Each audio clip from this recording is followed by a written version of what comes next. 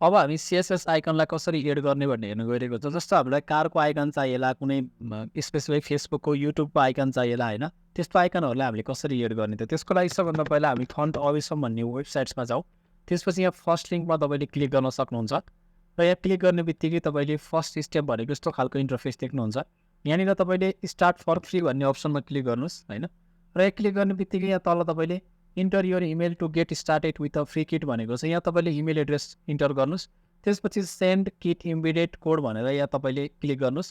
त्यसपछि तपाईँको इमेलमा एउटा लिङ्क जान्छ। त्यो लिङ्क भेरिफाई गरिसकेपछि सिम्पल तपाईँले यता साइन इन अप्सनमा क्लिक गर्न सक्नुहुन्छ र तपाईँले यहाँ आफ्नो इमेल र तपाईँले पासवर्ड राखेर यो साइन इन गर्न सक्नुहुन्छ। साइन इन भइसकेपछि तपाईँले यस्तो खालको इन्टरफेस देख्नुहुन्छ र सबभन्दा पहिला एउटा तपाईँले फ्री किट यहाँ पाइरहनु भएको छ। यहाँ ओपन भन्ने अप्सनमा क्लिक गर्नुहोस्।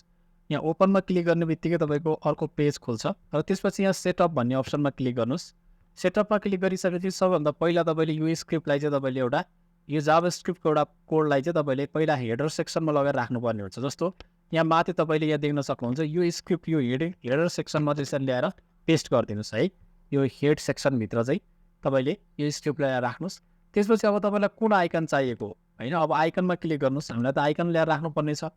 त्यसको लागि जस्तो मैले तपाईँले माथि सर्च बटन पनि देख्न सक्नुहुन्छ। यहाँ सर्चमा क्लिक गर्नुहोस् र यहाँ क्लिक गरिसके पछाडि तपाईँले एउटा सर्च गर्न सक्नुहुन्छ। जस्तो तपाईँलाई कारको आइकन चाहियो भने सिम्पल कार सर्च गर्नुहोस्। यहाँ तल डिफ्रेन्ट स्टाइलको कार आइरहेको छ र सपोज मैले फर्स्टकैमा क्लिक गरेँ एउटा, र यहाँ क्लिक गरिसकेपछि हल्का स्क्रोल गर्नुहोस्। यहाँ तपाईँले HTML को कोड देख्नुहुन्छ, यसलाई कपी गर्नुहोस् र त्यसपछि तपाईँले VS कोडमा आउनुहोस् र तपाईँले बडीभित्र सिम्पल यहाँनिर ल्याएर पेस्ट गरिदिनु भयो भने एउटा कारको आइकन तपाईँको पेस्ट भइसक्यो। र सिम्पल मैले यसलाई अब लाइभ सर्भरलाई मैले ओपन गरेँ र गो लाइभमा मैले क्लिक गरेँ भने अब यो ब्राउजरमा मेरो के भएको छ, एउटा कारको आइकन यहाँ आइरहेको छ। सपोज गर्नुहोस् मलाई एउटा युट्युबको आइकन चाहियो अरे होइन भने म के गर्न सक्छु, फेरि म यहाँ आइकनमै जान्छु होइन। आइकनमै गएर म माथिको यसलाई म पहिला क्यान्सल गरिदिन्छु र त्यसभन्दा पछाडि मैले यहाँनिर युट्युब भनेर सर्च गर्छु। युट्युब भनेर सर्च गर्छु। युट्युब भनेर सर्च गर्ने बित्तिकै डिफ्रेन्ट युट्युबको लोगो आइरहेको छ। मैले फर्स्ट लिङ्कमा फर्स्ट आइकनमा क्लिक गरेँ होइन, र यो गरिसकेपछि म फेरि यो कोडलाई म कपी गर्छु होइन, र त्यसभन्दा पछाडि यहाँ तल गएर मैले फेरि अर्को आइकन राख्थेँ भने अब के हुन्छ, यो युट्युबको आइकन पनि यसरी यहाँ देख्न सक्नुहुन्छ। युट्युबको आइकन पनि आइसकेको छ। यसलाई लिङ्क बनाएर पनि हेर्न सक्छौँ हामी है।